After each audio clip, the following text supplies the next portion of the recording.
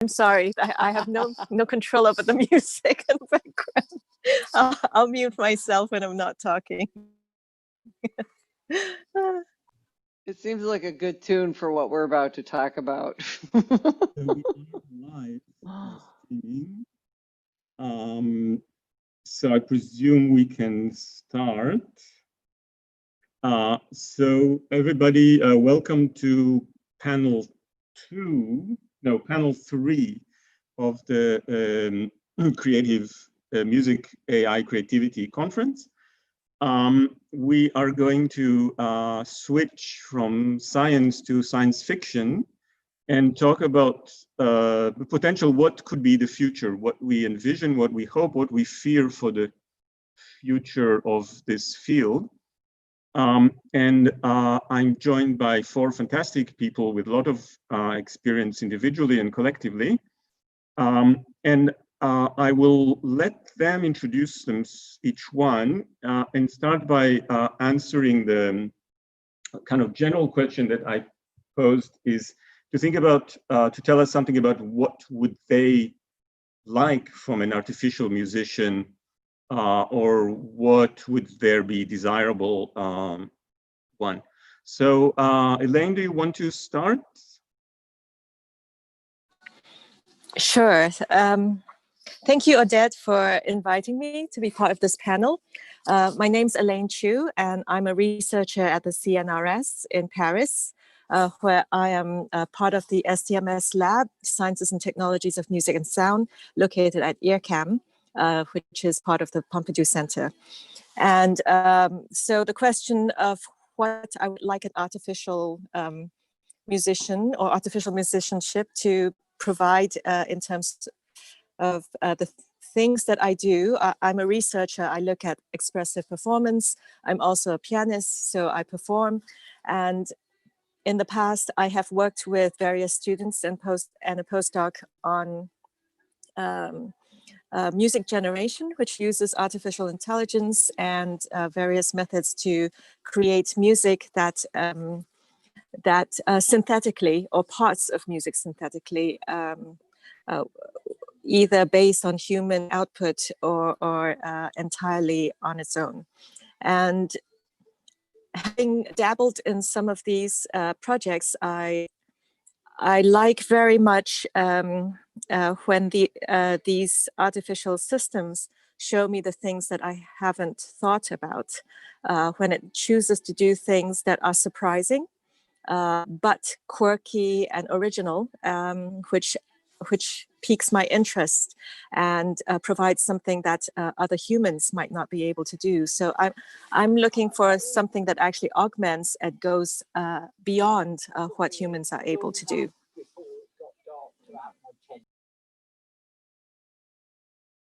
Thank you. And we can note that Elaine is joining us from holiday, and some of the holiday makers are walking behind while we are speaking. And while I can apologize that if there is a blurred something across my screen, it's the cat. Pratik, do you want to introduce yourself and say something about your artificial musician favorite? My name is Pratik Verma. I am a researcher at CCRMA, working with Julius, Chris, and Jonathan at CCRMA, and I also hold a position at Stanford AI Lab, where I do like non-music stuff. But it turns out like there is a good correlation in like non-musical AI approaches with what is being applied to music signals. My thought of AI musician, I think 5 years from now would be like something which is like a good accompaniment system, in a ways where like people cannot afford to build like ensembles and bring together a lot of people around, especially in these kind of like pandemic times. So I feel all of this, like the whole pandemic will bring kind of like a blessing in disguise, where a lot of people are working on like techniques on improving how can you build such sort of like collaborations in an offline mode. Also, when you think about like how far we have gone in 5 years in terms of like personal assistants and like things like Siri and Alexa, I do feel there would be like a lot of advances in things like oh, hey Siri, I just want to play something, and can you just play a background track or provide me a real-time accompaniment or things like that? And that way, we would be able to scale up like music and as per like musicians and as per se to a whole new level, which we have not imagined at this point. Also, I think AI musicians in future would uh, help us in like understanding the basic nuances and guiding us in making like good music, and it will act as a like a big teaching tool also for all across people all across the world where perhaps they cannot afford to learn from a good musician or an artist or a singer. Um, uh, so yeah, so those are my thoughts, but there are some dark sides to it also, which I'll come to later. Yeah. Thank you. Mark, do you want to go next? Great. Hello, everybody. Unmute myself. I guess. Okay, so my name is Mark D'Inverno. I am a musician. I was a musician a long time before I was an AI researcher. I've been playing the piano professionally for 40 years, ostensibly a jazz musician, but played in all kinds of different bands and contexts. And I'm an AI researcher from Goldsmiths University of London.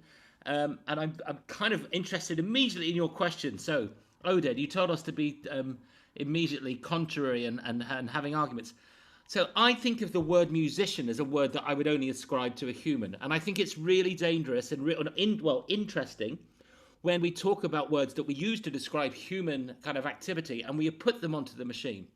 And this anthropomorphization can work to a certain degree. So if I'm playing with an AI system in a performance setting, it's helpful to make the most musical performance I can if I can ascribe a certain amount of kind of musical agency to that system to help that performance. But whether or not I would be interested in calling it a musician, I don't think so. And I think it's really important when we think about words like creativity and intelligence, and we put this word artificial in front of it, that actually what we're doing is doing something quite messy and quite dangerous in the history of science. So whilst I'm interested in AI and ascribing agency during performance, I think for me, the AI system is only there to provoke, stimulate, challenge, support human creative activity.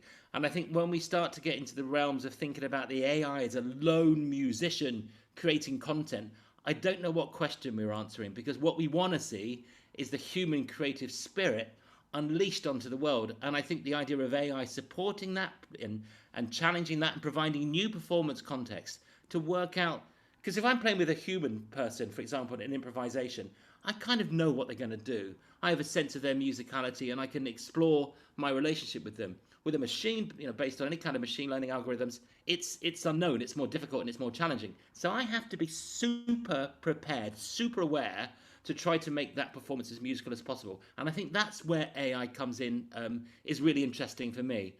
For me, as a musician, as an improvised musician, I'm interested in that moment-to-moment act of creativity. It's when I'm super aware of what's happening musically. I'm really curious about what's happening. All of my kind of body and my history and my understanding of music is brought into that moment.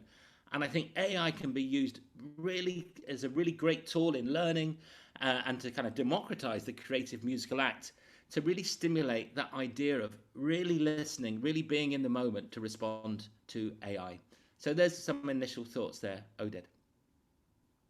Great, thank you. And I can mention that in my initial emails to the panel, I encouraged everybody to be not very polite, and in order to encourage a kind of lively debate rather than me interviewing a set of really interesting people.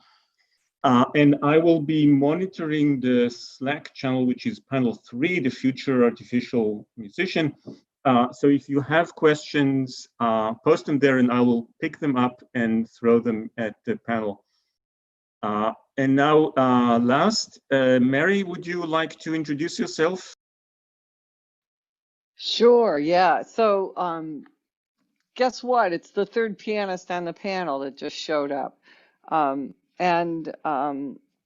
addition to being a pianist, I would consider myself to be primarily a composer that goofs around with computer science and hangs out with people in engineering and computer science. And I spent decades at University of Michigan in Ann Arbor, and then now I'm at Rensselaer Polytechnic Institute in New York, where I have the privilege of serving as the dean in areas over economics, cognitive science, the arts, science and technology studies, and also communication and media. And this experience has really broadened my horizon in terms of the way I think about music cognition, human cognition, and artificial intelligence. So I want to respond to some of the things that some of the folks have said. For Elaine, I really do look toward a computer system as a collaborator. My goal through this whole thing is to change the ratio of how much time I have to spend programming to how much time I actually spend making music or performing music.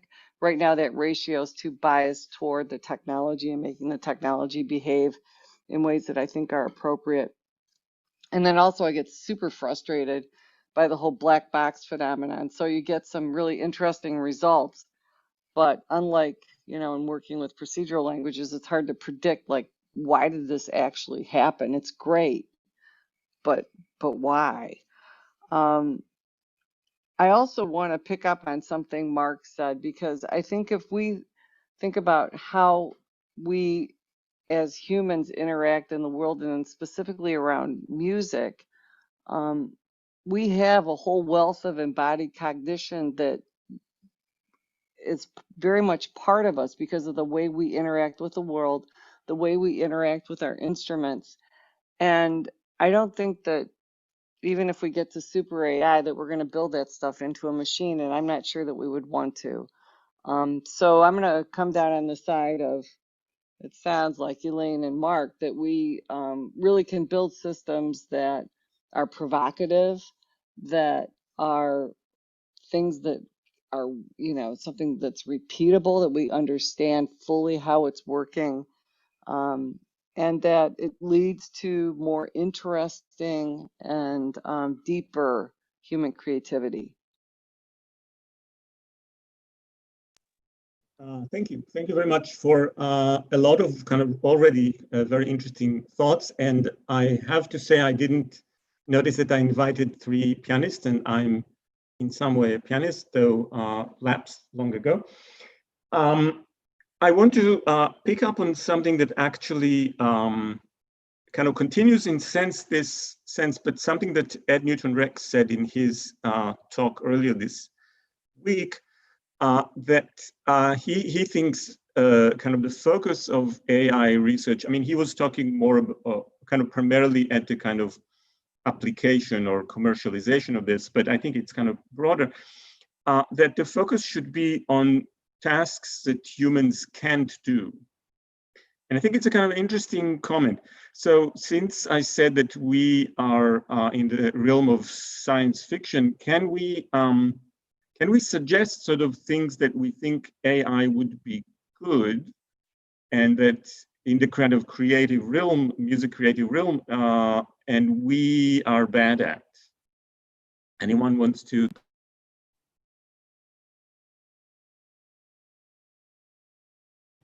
I could jump in and Well, start. okay, go ahead. I didn't want there to be dead air. So I see like analogies to like music creation and like the progress which is happening in the last 5 years to like say some of the other tasks in which AI was doing like reasonably well, and then it just became like superhuman. Like the first thing which comes to mind is AlphaGo, and that problem was thought of like, okay, we would never beat machines, especially in such complex tasks, and we kind of made a lot of progress in a lot of different areas, and finally we were able to beat humans. And I think similar things would happen in like just generative modeling based approaches where things are not there right now, and there is still a gap between like human level performance, both for like say playing an instrument, composing new melodies. But I think with these techniques, and since they are getting better and better in like say text generation, and just looking at the progress in the last 5 years, I can see for sure like in every single problem where, and I'm being like provocative for a lot of people right now, like in every single problem where humans are doing something, these machines will get better and better than humans. So that's my thought, for a quick thought on that. Yeah.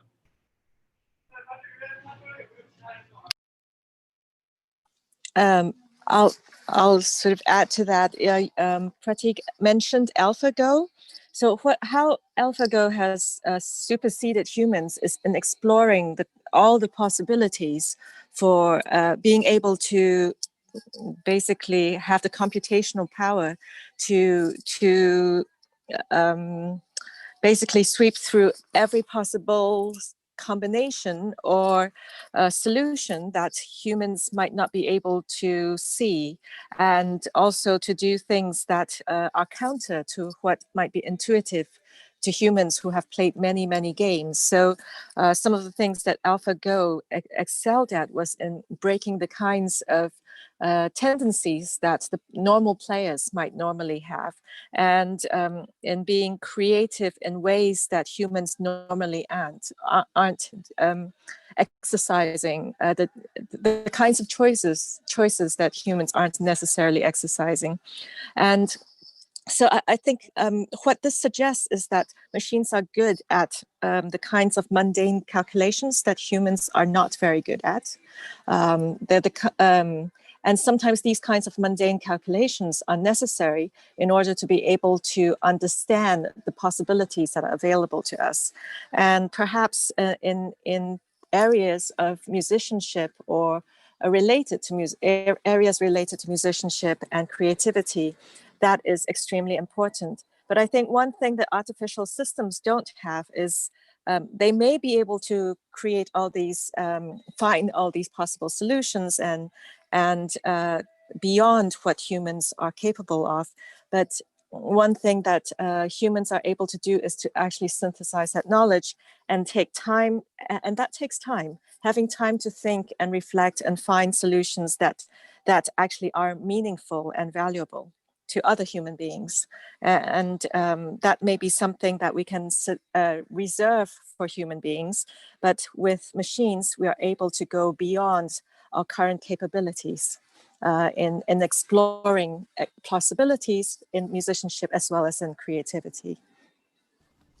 So yeah, I kind of want to pick up what Elaine was saying there, because I violently agree, as they say on panels, exactly what you didn't want, Oded. But machines are machines and humans are humans. So of course we should focus on what machines can do that humans can't. And sort of playing a game with finite state space is kind of uninteresting in some sense. It's great that it's done it, but I will give you some examples of the kinds of things that, so we can talk through them. So one example, and I actually did another talk this morning, and it was just simply a parrot system. And what the parrot system does is not AI, it just repeats what I played back immediately a second later. I know no musician in the world, not even Keith Jarrett, would be able to listen to what I'm doing and play it back a second later. So just this very, very simple device through MIDI, giving me back what I played a second later. I created, for a minute it was interesting, then I kind of lost interest. Another idea is something I worked on at Sony Research Labs with Francois Pache. It's called the Reflexive Looper. And this is something that builds your own content. So you play a bass line, you then play the chords, you then play the melody, and then you start to improvise on it. And then as the performance progresses, you become your own band. Well, you couldn't do that without technology. As a musician, we're all piano players here. Sometimes I want a beat. I want to play the left-hand bass, and I'm just not good enough, or I can't really do what I want. So it's giving me new performance opportunities where I am the drummer and the bass player, and I build up this, and the AI is really simply just pattern matching. So if I do a particular solo or use particular notes in what I'm playing on the phrase, it might take a particular alteration of a chord. And then another idea is this idea that a machine learning builds a model of your style. So that, I might play night quavers over crutches, or I might do certain things with chords and play various shapes in my hand naturally. As Mary was saying, we're kind of physically embodied creatures, and we have patterns that our hands and bodies naturally go to. And then that builds up a model of me and the kinds of things that I do. And then I can create a performance again with a copy of myself. So those are the kinds of things, Oda, that we can do. And during the active performance, I can ascribe some kind of musical agency to the system to help me be as good as I can. So those are some kinds of ideas of the ways in which we can build artificial systems to support our own musical creativity.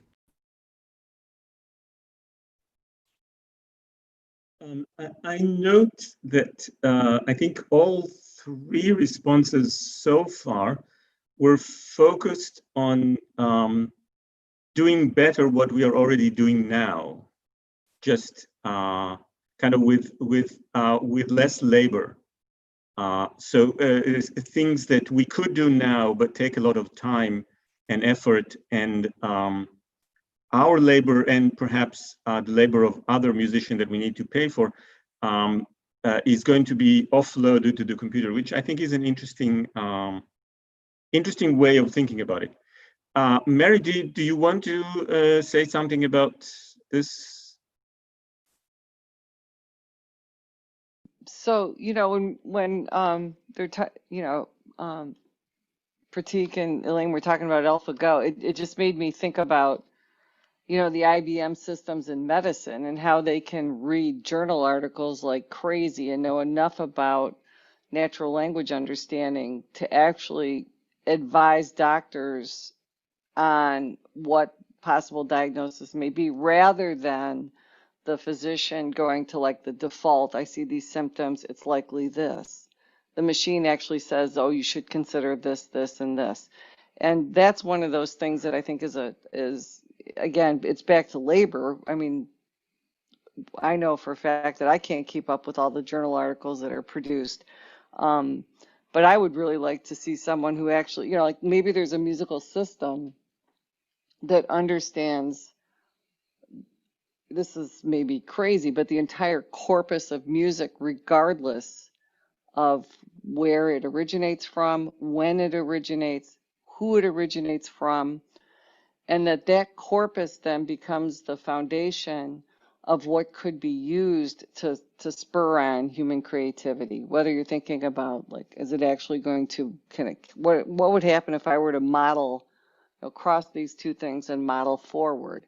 I mean, that's, to me, something that's extremely useful. It's something that humans, actually, I don't know if we could do it, if we could devote the time in one individual to learn all of music.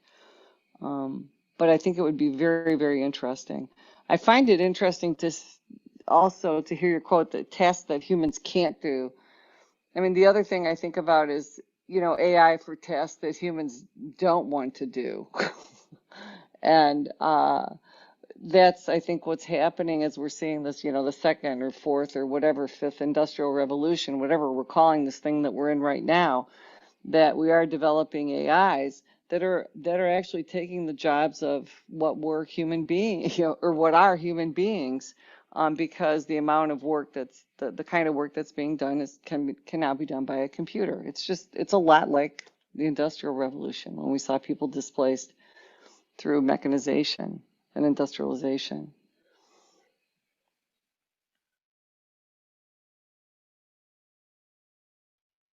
So there is a comment, two questions arriving on the Slack, and one from Gabrielle is about Mark's comment that machines are machines and humans are humans, but do we think that at some point audiences will naturalize AI-driven composition, so that this distinction that currently, my understanding of this question is that this distinction that we currently have might be not sustainable by the kind of ecosystem that we are working. So people who are not directly working with AI. So I guess we who work with AI know how unintelligent it is.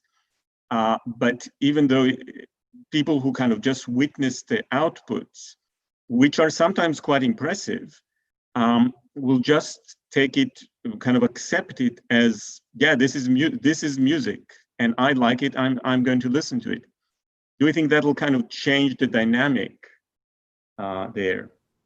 Okay, so I'm not a cultural sociologist in any way, and so I can't really guess where we as a culture are going to go. And there are people working on the kind of automatic generation of music, but I suspect one of the answers anthropologically and socially is that what we've been talking about, the connection The human connection about seeing someone improvise in real time, whether that's in sport or music or culture or just talking over a glass of wine or a nice dinner.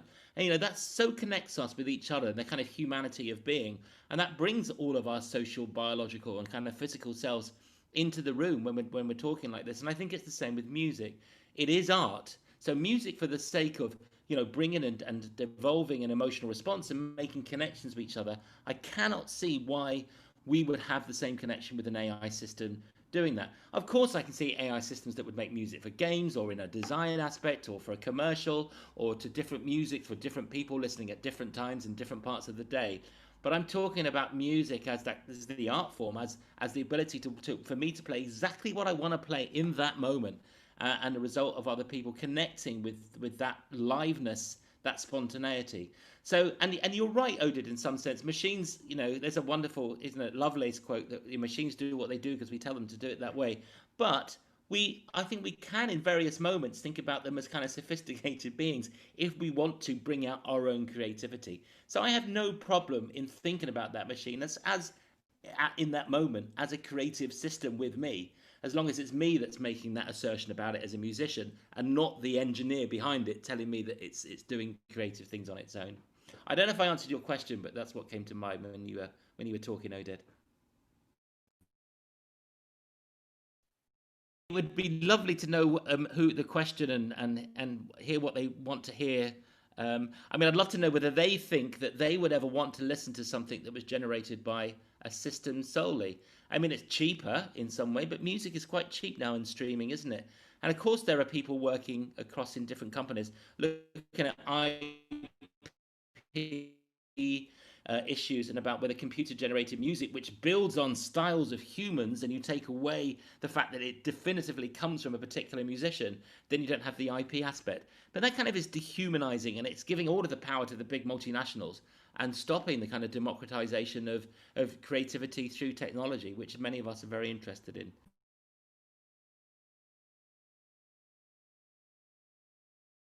I'm going to pick up a nice question from CJ Carr, and maybe first, so he gave a fantastic spotlight talk just before us, so I would like to thank him again for it because everybody really enjoyed it, and also linking to what Mark just said about these kind of wild, big multinationals.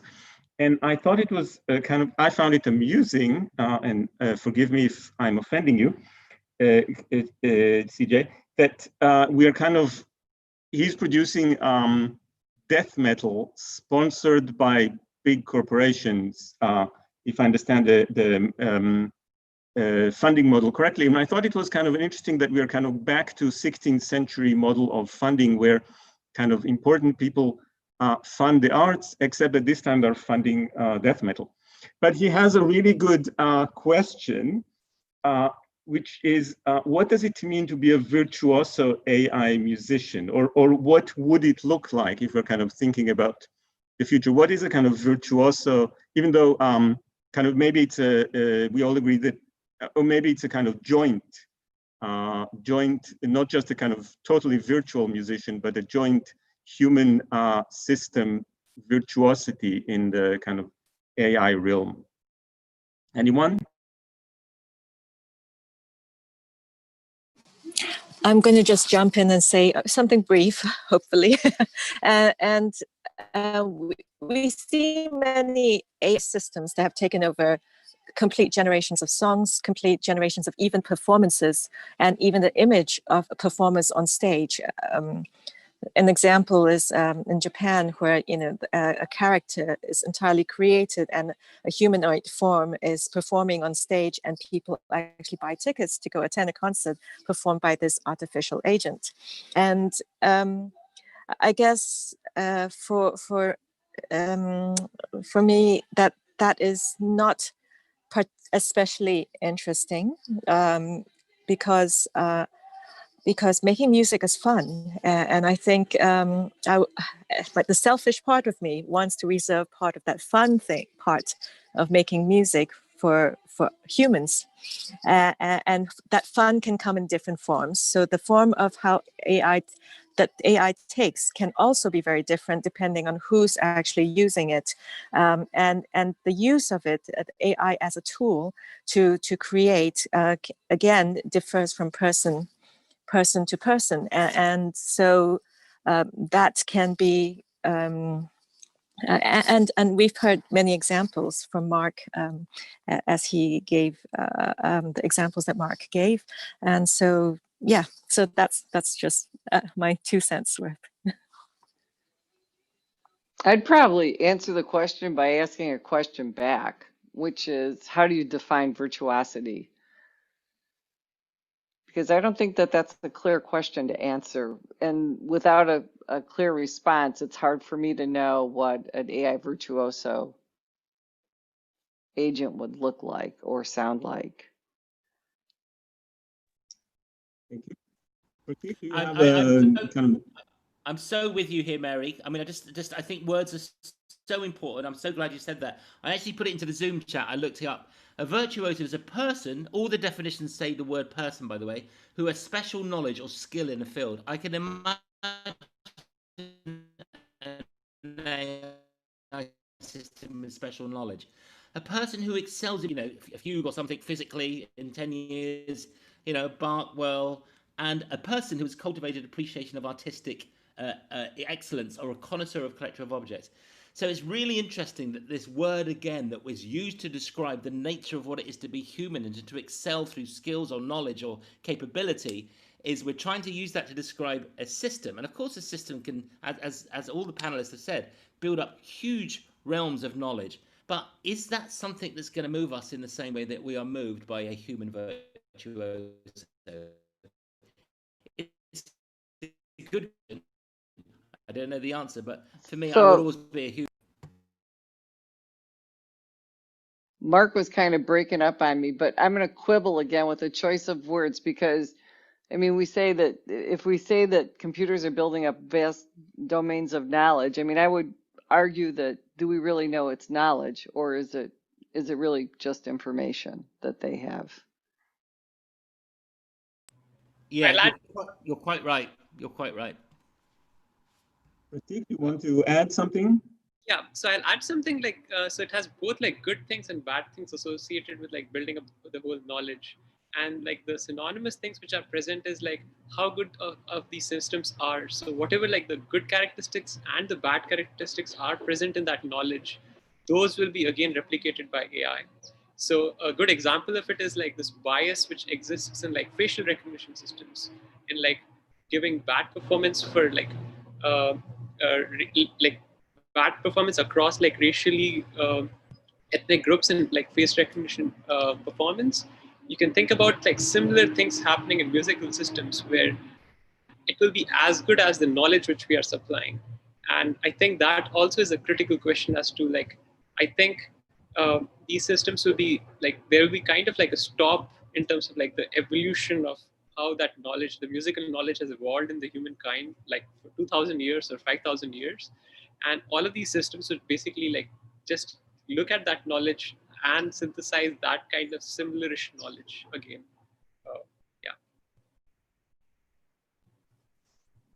I noticed that several people kind of alluded to the somewhat old chestnut of general intelligence within music, kind of an all-encompassing system that knows all about music and therefore is kind of the best. And I'm wondering, I mean, I think, does our own experience actually tally with the utility of that as a pursuit? I mean, I noticed, for example, that in the AI song competition that we had two mentioned twice in this conference, that people, several of the groups said that that was what they were kind of aiming for in a sense at the beginning, to generate a system that writes a song, but ended up using 5 different systems to put together a song. So I'm wondering whether, if we're talking about the kind of the future path, what do you think maybe should be the balance between a kind of ultimate goal of general AI musician, in general artificial musical intelligence, and task-specific goals within that. Does anyone want to tease out?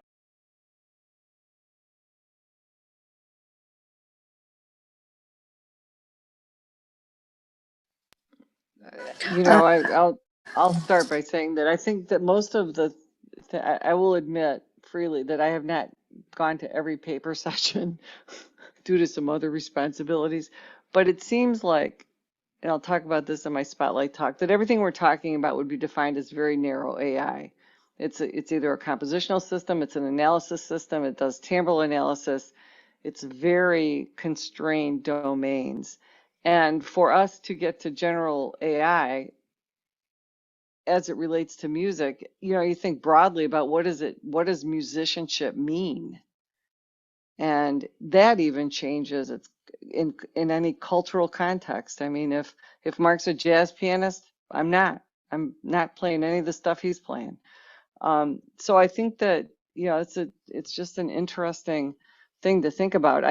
You know, the question would be like, what does generally is there such a thing as general AI in music? Without it, I mean, it seems like it's going to have some kind of specific domain.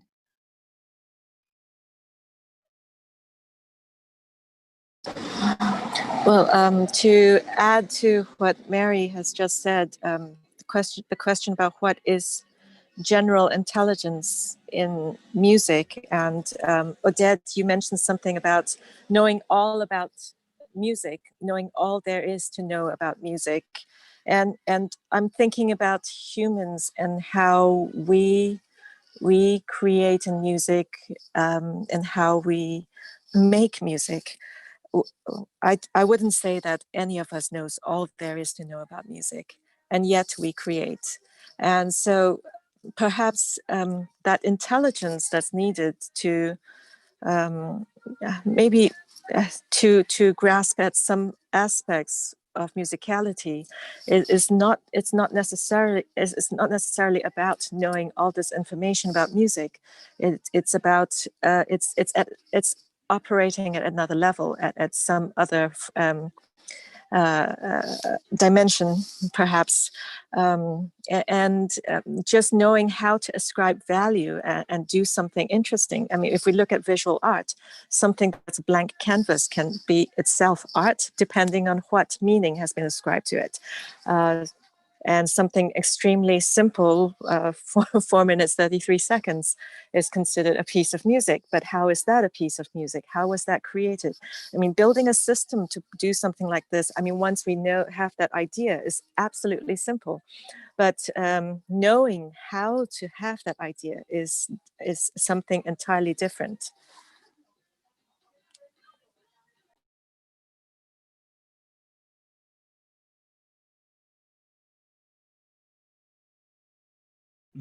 Anyone else wants to jump in on this kind of balance between task specific and or broader broader uses of technology, music technology? I'll you know, where I think it is really interesting is developing a sense of curiosity in the musical world. I mean, you know, I imagine that both you know, Elaine and Mary and you, Oded, were all piano players, and we probably were lucky enough that there was a piano around, and we were lucky enough that there was music going on in the house, and we were lucky enough that when we hit a note, we related it to our experience of being around music and wanting to explore more. So that sense of curiosity and understanding kind of music is critical. So I can imagine, and it's something that, you know, there has been some work on, is how do you build AI systems that support a child or an adult who wants to learn, for that matter, in developing a curiosity about the nature of music and interaction. So I can imagine a system that, you know, builds up when you play, there's some kind of response which is the child associates with its lived experience, which gives it a new way of a kind of thinking about its musical journey, and it develops a kind of innate curiosity to want to know more, because unless you're really curious about playing your musical instrument, it's very hard to be any good. So I think there is an opportunity, and also that idea of of working, again, as a jazz musician, one of the reasons that I became a jazz musician is I couldn't read music because it was too hard, and the other thing is it was quite good just to hang out and just play stuff together without there being a score. And so against that excitement about being with another agency that's creating and you're performing with, and I've been quite free in what I've said, is that I will ascribe agency to a machine in a performance setting. But you can imagine building up systems where you give a sense of play and agency and collaboration and spontaneity. And I think AI do potentially have in getting. Just to,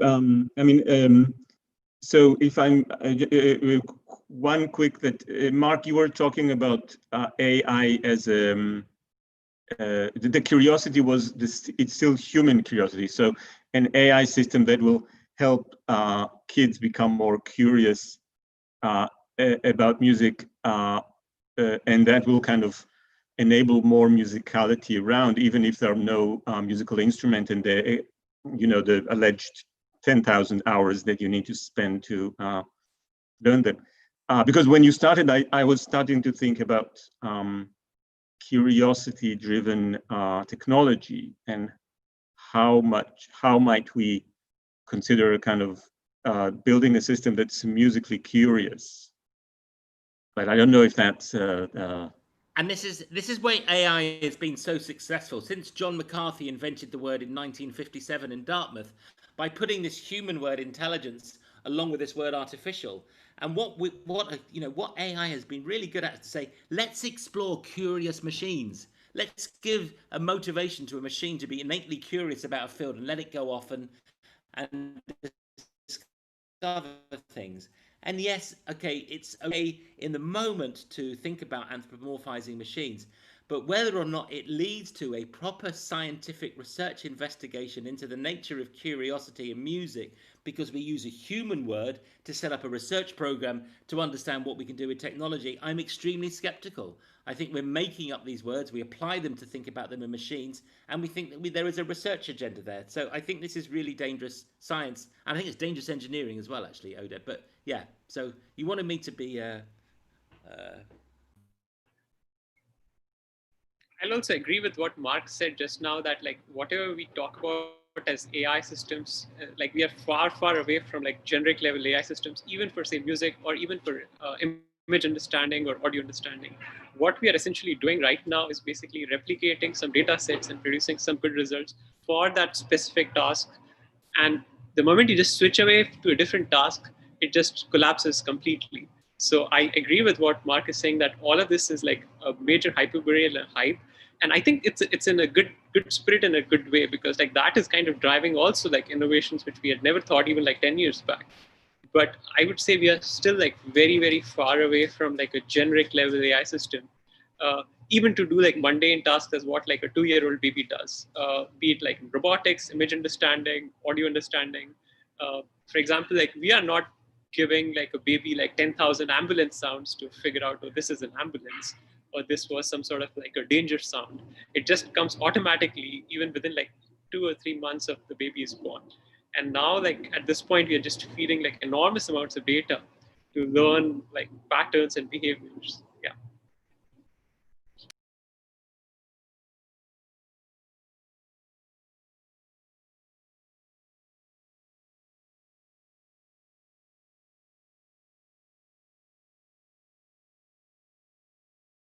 Sorry, I was muted, of course. So I sent all of them the question from Shlomo Dubnov. I'm considering how semi-autonomous machine in the loop with a group of musicians can change the human dynamics. This is a very interesting perspective that can shift the point of view of looking into modifying human relationship, less of a black box by a machine, black box. And this relates maybe also to some of the question that I proposed is, if we kind of do this research on AI creativity, what can we learn from this about our own creativity, or similarly about our own musicianship? So is this a kind of better research agenda that we are doing it to learn about ourselves?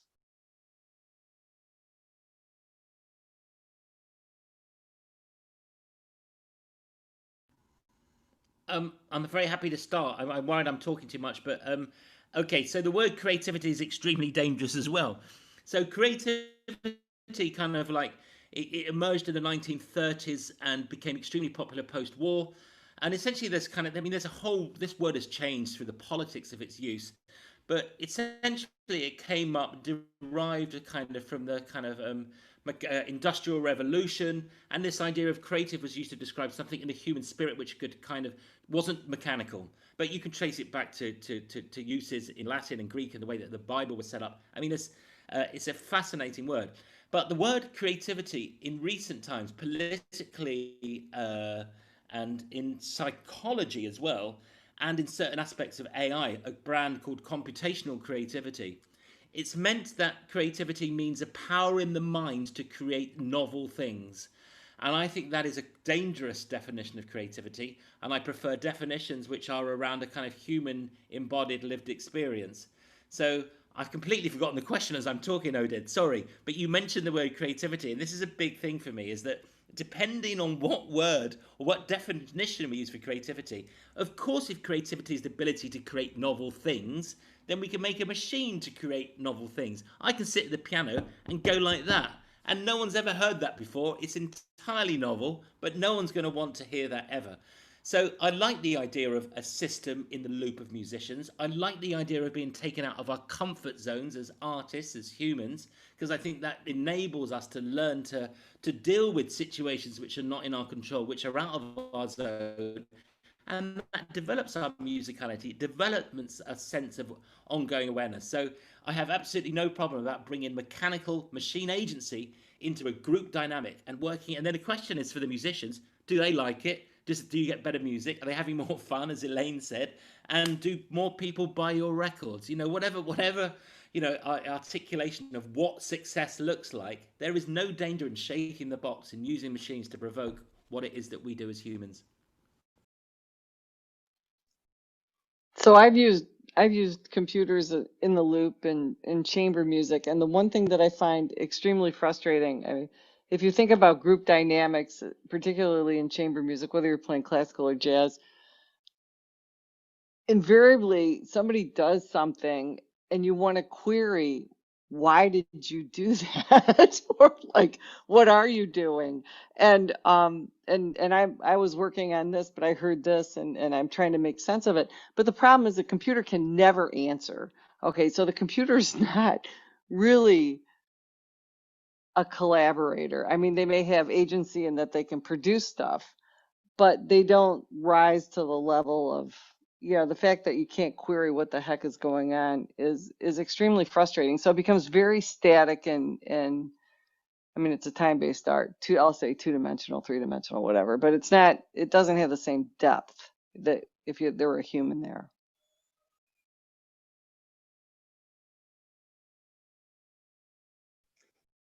I can throw one data point, not even data. So one of the performers I work with and composed a piece for soprano, trombone, electronics, and it was a kind of threw back all sorts of stuff at him.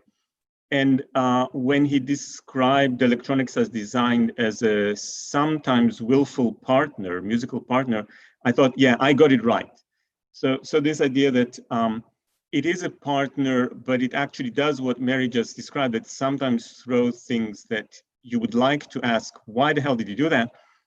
Was in that context of the piece was actually useful. And I think this relates to what earlier people said, that sometimes being kind of confronted with unexpected and incomprehensible even music can be kind of inspiring.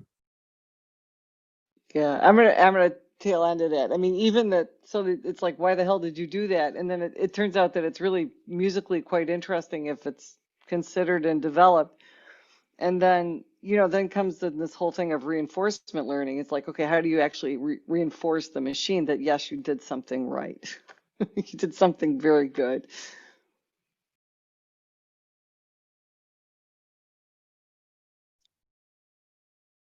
So there is another. And I probably shouldn't even use pronouns for machines. There was another kind of comment or question that you from the Slack that we talked about the kind of things that humans can't do, and the suggestion is that the kind of exponential combinatoriality of game music is one place where computers actually can achieve something that is beyond what we're currently doing. Do you think kind of that's a kind of where AI music should maybe focus or be most productive?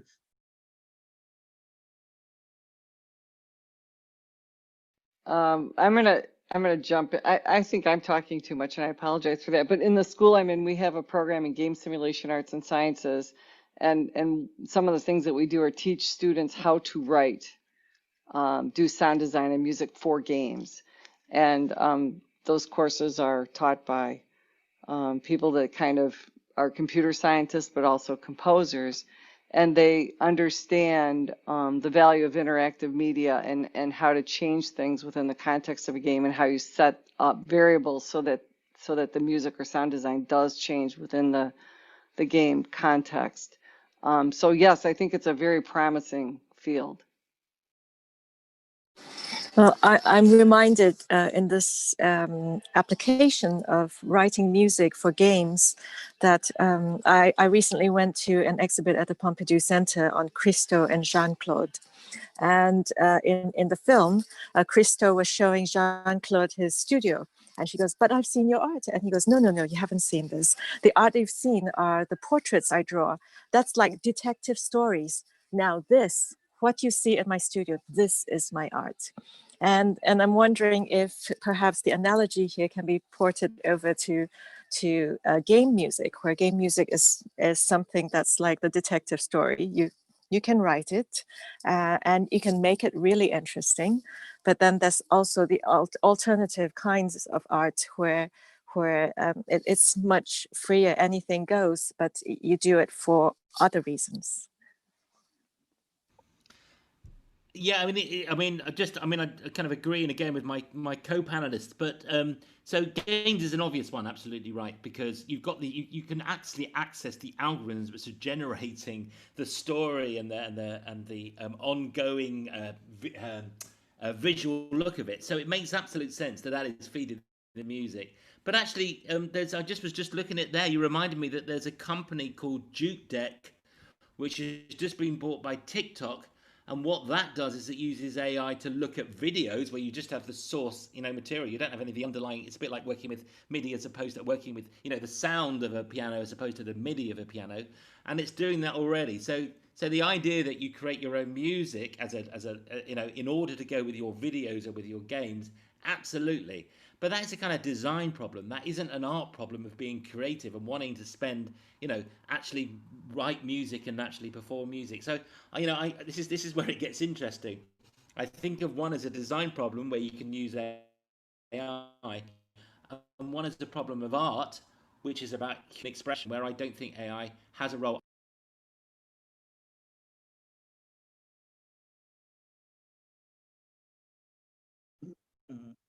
So to add to that, I just this week I got my students to read an article by Claudia Gordman from, I think it was 1994 or thereabouts, extolling or not extolling, but kind of talking about the future of the analysis of media music when the music is auto-generated by computers.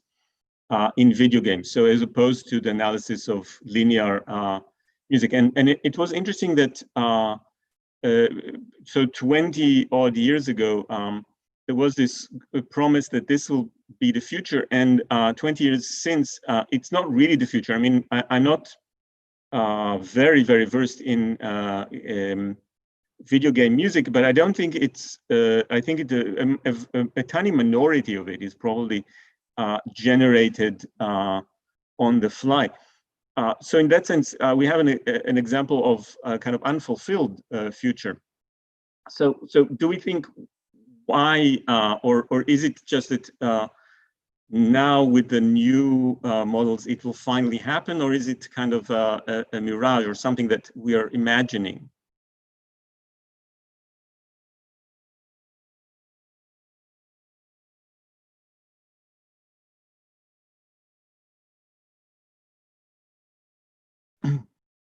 Apparently wasn't a good question.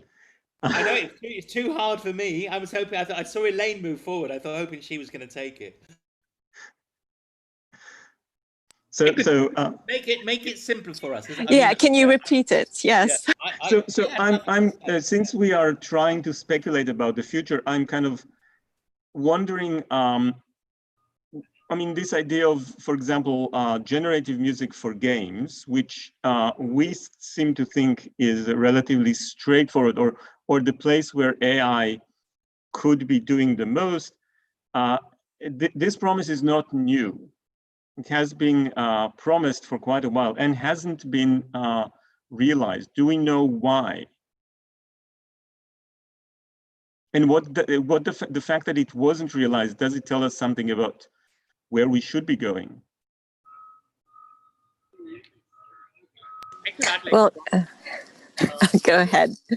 So I would say like the whole thing which you said just now happened like 20 years back, and I don't think 20 years back we were at a point where we are right now in terms of like the technological advances, like just having models to learn like long-term dependencies, computers getting better and better and like synthesizing new kind of sounds, and a good analogy of that would be like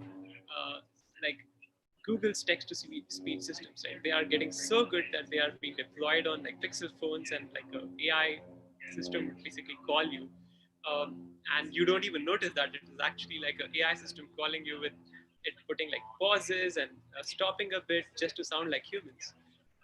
So I would say like the dream was not realized because the technology was not there, and I'm pretty sure it will be realized pretty soon in the near future. Well, I'm going to jump in here. I don't think that, I wouldn't say that writing music for games is easy. It's certainly not easy, but I think it's trying to define what the problems are in writing game music is probably easier than trying to figure out what the problems are in generally talking about musicality or musicianship, because the reason I point to the problem of defining the problem is because I had there was a chair of my PhD committee. His name was William Pounds, and he was dean of the Sloan School of Management at MIT. And in his PhD thesis, he sort of discovered and wrote about problem definition. So the problem of finding problems, which he's discussed and presented as being half of the problem. So if you can solve what the question is, what the problem is, you've solved half of the problem. And the rest of it is sort of, it's not simple, but it's doable. And for game music, we know what some of the many of the problems are. We want music that goes with the action. We want to be able to fit with the scene and the scenario. And we have another scenario, and we need to be able to transition between them. But I think for general musicality or musicianship, and in this case, the closest would be composition, it's not clear what the problem is. The problems can take so many possible forms. It's very extremely difficult to grapple with. And so with games, once we have the problems, we know what the problems that need to be solved are. We may not have the perfect solutions to them, but we can at least get started.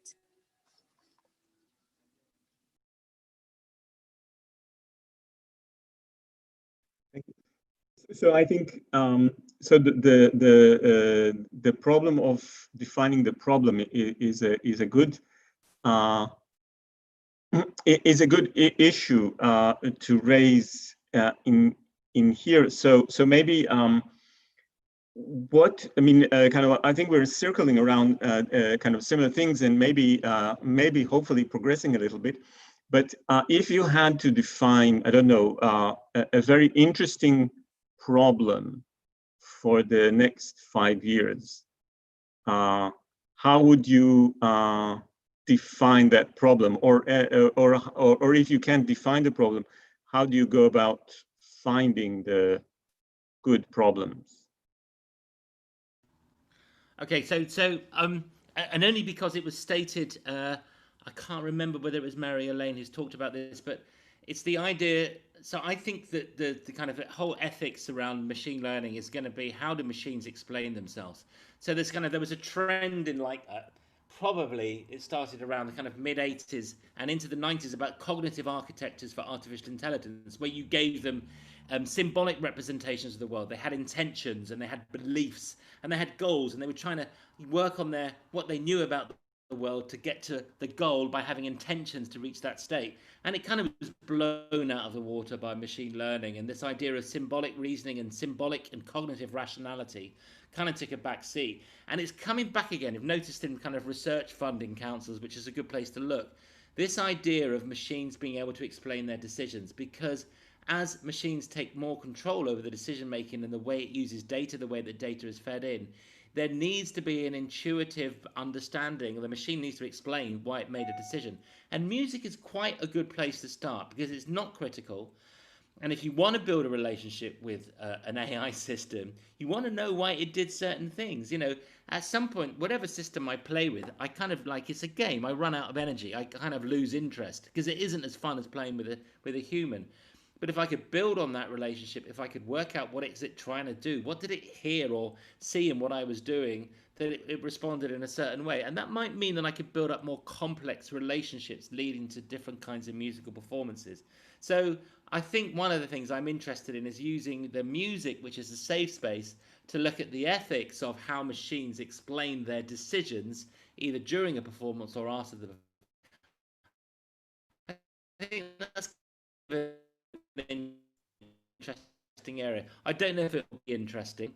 It can mean human word again, but the idea of machines talking.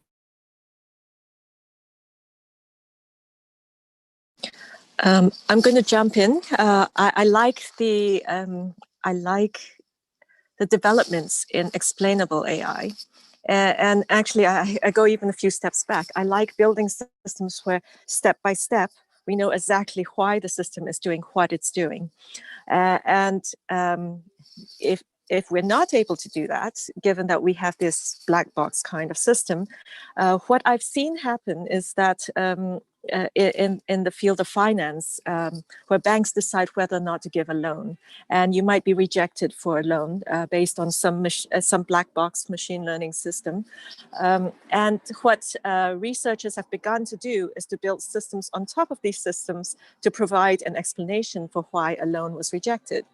And that's kind of an interesting development to think that the systems have become so complex that we can't have an explainable output, but that other people are now building systems on top of these systems to provide some explanation for the output of the system. I don't know if that's a desirable way forward, but that seems to be another development in trying to provide explanations. And perhaps as human beings, we want to be able to know, and that's a step towards being able to know why. We like to question why things happen. And having that model of how the world operates and why things happen may allow us to then perhaps react better in formulating strategies to deal with these artificial systems. I'm rather conflicted about whether this is a good way to go, but I just throw it out there. I'd like to respond to that because I think that, you know, making systems to make sure that our machine learning algorithms behave ethically is in and of itself unethical, because as human beings, it's unavoidable that we have bias. And I think that the real thing that we should be focusing on is getting past machine learning.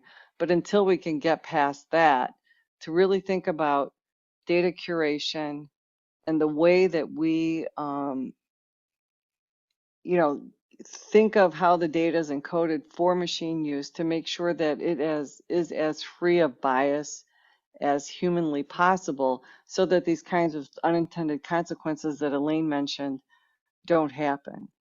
But if In a music, they're Okay. virtually harmless, right? No one gets hurt if somebody plays something funny, but when someone can't get a home loan, it's a big deal.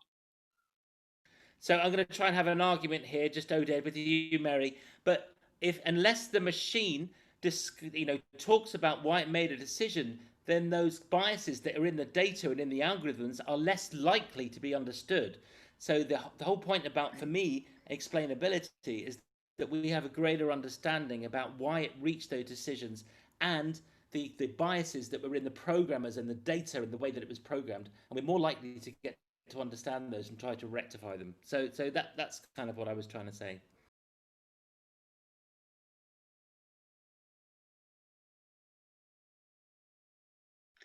Mary, you were muted. Can you repeat unmuted? I was gonna say, actually, we have no quarrel because it's both of those things and other things. So it's data curation and explainability, and then the list goes on and on of all the issues related to machine learning algorithms.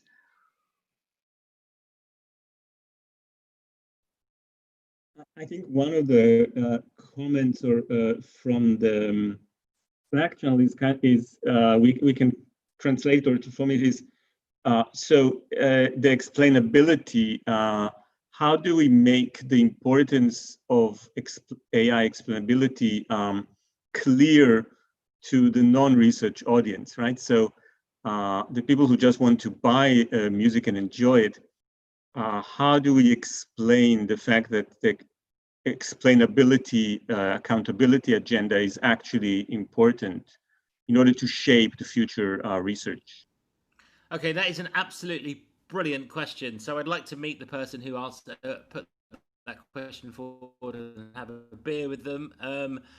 I think it's, and I think, so in my view, music provides a setting, because we understand it so well, to actually have kind of public engagement debates about the kind of, why the ethics, the potential, why society needs to have a say in the way that machine learning algorithms are used, and essentially propagating bias every time that they are used at the moment. So I think it's a really great question. I don't know what the answers are, but for me, music feels like a performance and improvisation, and having these conversations about whether an AI talking about what it's trying to do actually makes the audience have a better musical experience of what's happening between human and machine. I think that's a really fascinating idea, and it's something I've been thinking about as well. So it is exactly the right question. I don't know what the answer is, but music provides a right kind of environment to start to look at some of these ideas.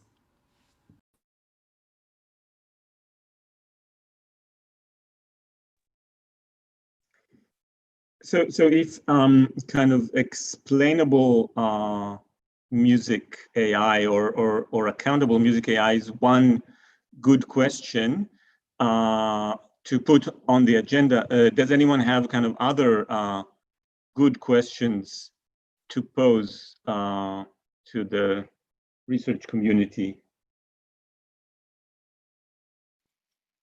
I think there's a great question in there about, do all human composers explain themselves?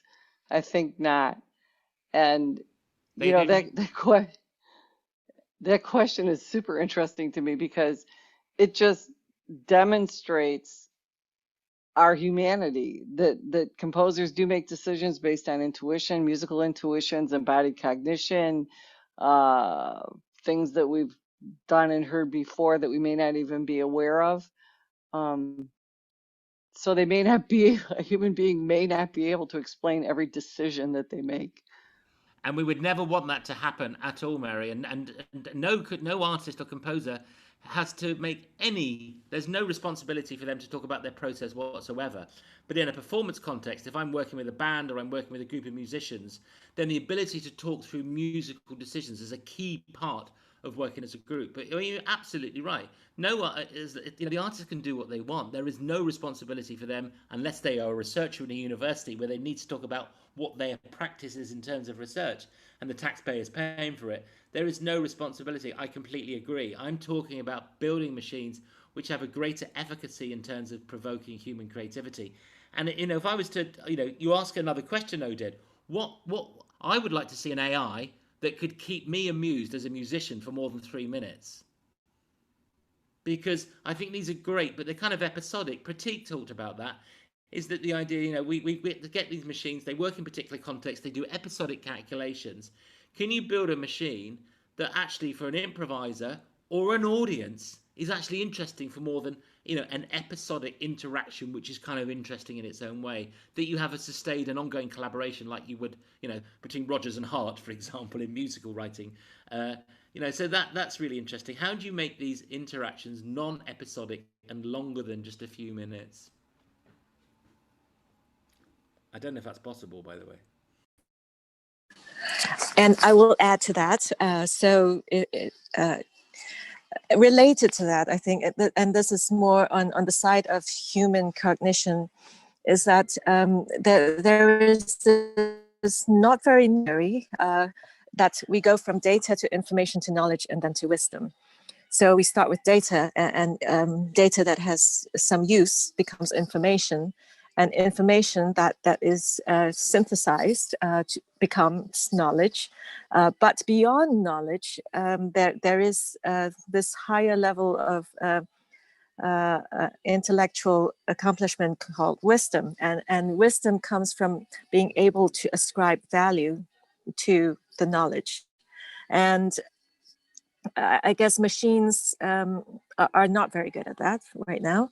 We're lucky to get to knowledge, but how, I think in art particularly, we know art is in the eyes of the beholder or in the ears of the beholder.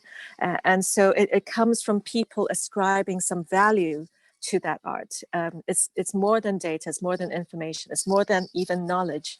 And so can computer systems be able to reach a point where it is able to derive what might be the value of a piece of music or some performance or some creative work in music? That's a lovely idea, Elaine. I love the idea of looking at the idea of value and values. Yeah, absolutely. I also posted to you the panel the question from Ollie Bound. Maybe I'll slightly rephrase it. So this is about the contention of design, of issue of kind of composing versus design, which I'm not sure I want to get into that argument directly about these value systems, but I think it does bring a kind of really good point that it is also about authorship. And the question of authorship, kind of one of the use of AI does bring out kind of the problems of authorship, on the concept of authorship and how this is kind of socially recognized and monetized and stuff. And it's a big question, but do you have any kind of sense of what would be a better way of thinking about authorship and ownership in this kind of brave new world of AI or human augmented creativity with technology? I could start and give a quick comment about it. So there was this whole controversy when the OpenAI systems had generated this kind of music, and they had scraped a lot of YouTube videos, a lot of good musicians, that whose music does this belong to. And at that time, they were quite open that, okay, this is an open source project and anyone can replicate this. But I would say in the future, we should be as researchers transparent enough to say that, look, this is what the data the AI system was trained on.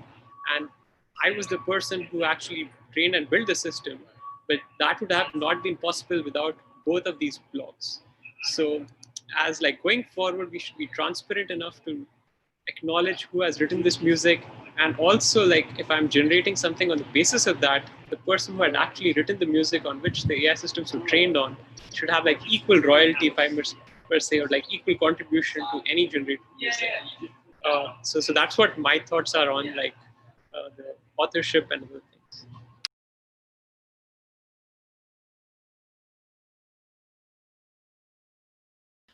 I mean, I know Ollie well. I mean, I knew Ollie very well at Goldsmiths, and Ollie has probably much more to say on this than I do. So I kind of recognise that the questioner should be on the panel, and I should be listening to you, Ollie.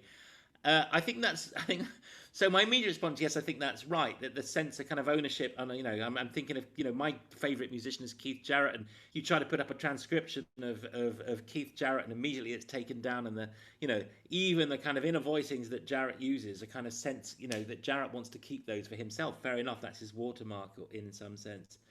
And I think there's a very interesting tradition between kind of Western and Eastern philosophy about art here as well, where this idea of the kind of heroic artist is kind of much more of a Western tradition, where artists want to be associated with performances and works of art and putting something in the gallery and celebrating it in a kind of heroic way. So I think there's some interesting, things to think about there in terms of the way we think about art. If you go to a kind of more Eastern philosophy, this idea of creativity is much stronger about building on a way of being, and it's a much kind of stronger focus on this idea of Dewey's artist experience and building on tradition and sustaining that tradition and that whole idea of creativity and not associating it with the lone kind of individual heroic artist. So I think this is a really interesting question. I suspect part of the answer is yes, but I think part of the answer is a much deeper idea about culture and the way that we understand art and art practice in various parts of the world. I'd love to know what you think, Ollie, by the way.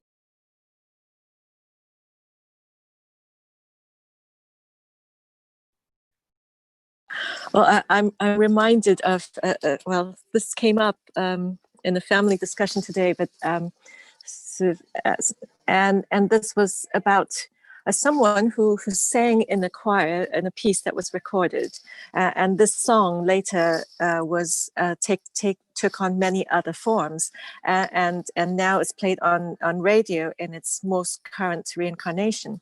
But the producers of the current version of the song still goes back and traces down all the people who sang in that choir in that very first recording to make sure they get their royalties from the current play every time this song is played in its current reincarnation on the radio.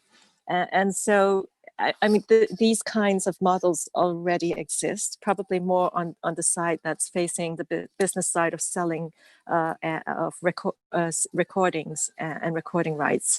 So I think that I haven't thought very much about what models should be used in this particular instance, but certainly many exist and could be considered.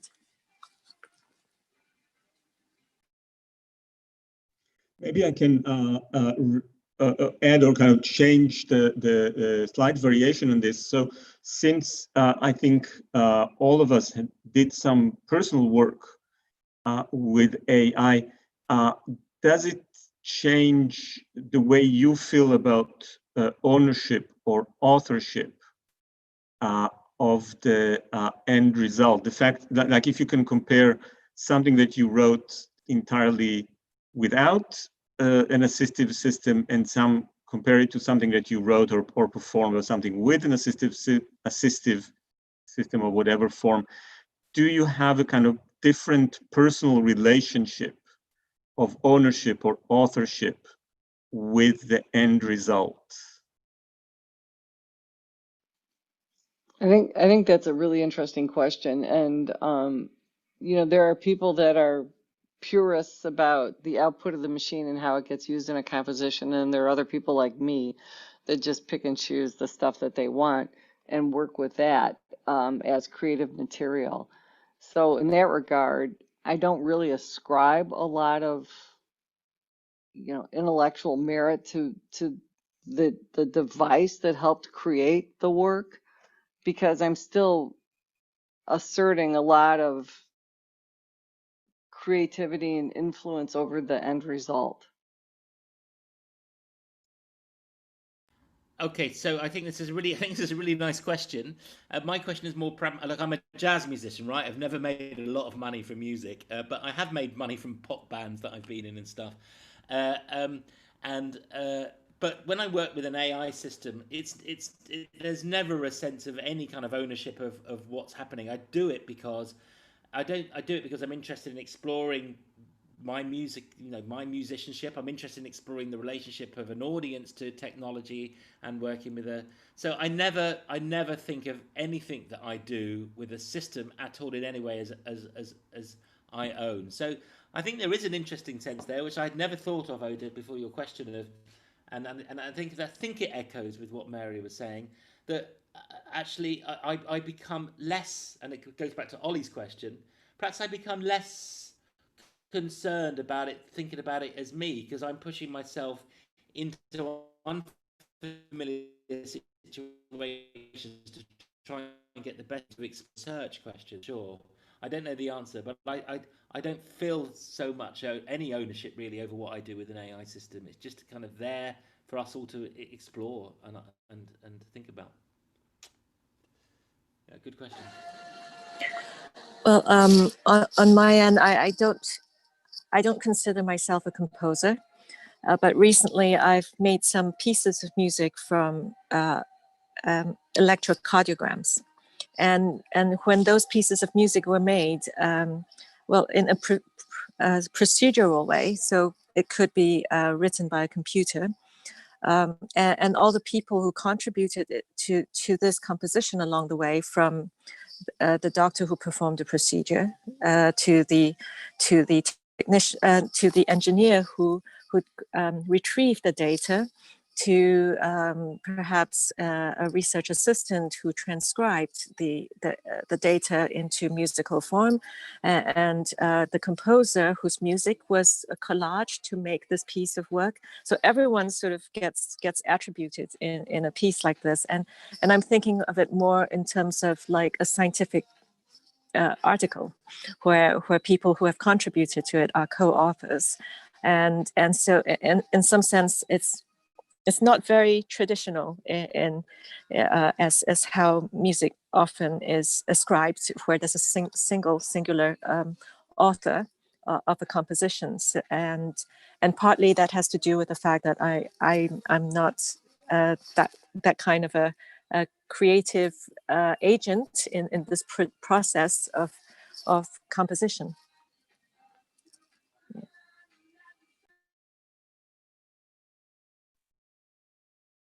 So, by the way, there is an interesting comment from Jason about kind of Mark's thing about interacting for more than 3 minutes. And he's pointing to the Best Paper Award at the recent ISMIR, which apparently, I don't know, but we should, I guess, all check something about it, about personalization. I think there was probably one of us already mentioned the idea that kind of a system that learns me as a creative person and allows me to do something interesting with it, which is kind of this personalization. I'd love to see that. I'd love to see that paper, Oded. If you could, if the person in the delegation could write to me and send that to me, that would be fantastic. I'd be really interested. I wasn't at ISMIR. Wasn't part of it. I've not seen the proceedings. So one clue was that it was the Best Paper Award, which should help find it. But I will at least, yeah. Mary and Bob sent it in the Zoom chat. So we are about to reach the end, and there is still an exciting keynote following us. So maybe we'll take the last. If anyone has a short 1-2 minute closing remarks of things that we haven't discussed.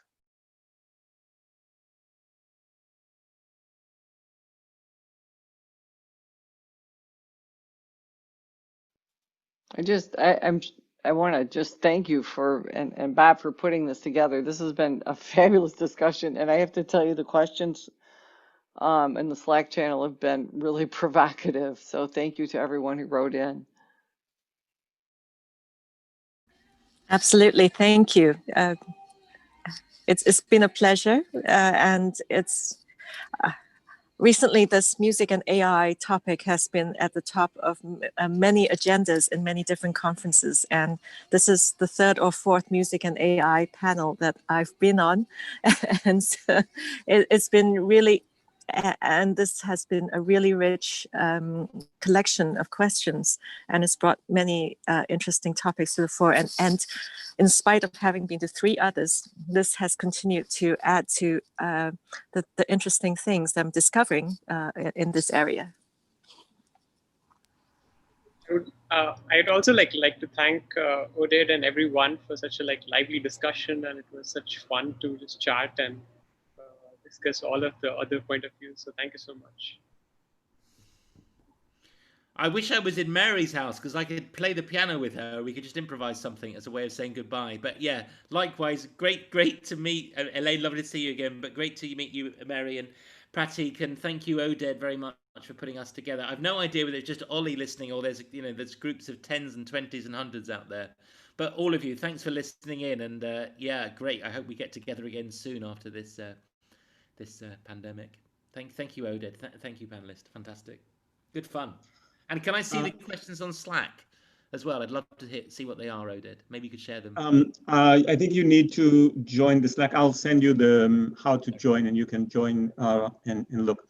So thank you again, Mary, Elaine, Mark, and Pratik, for taking part out of your in some cases out of your holiday time and from various exotic locations around the globe.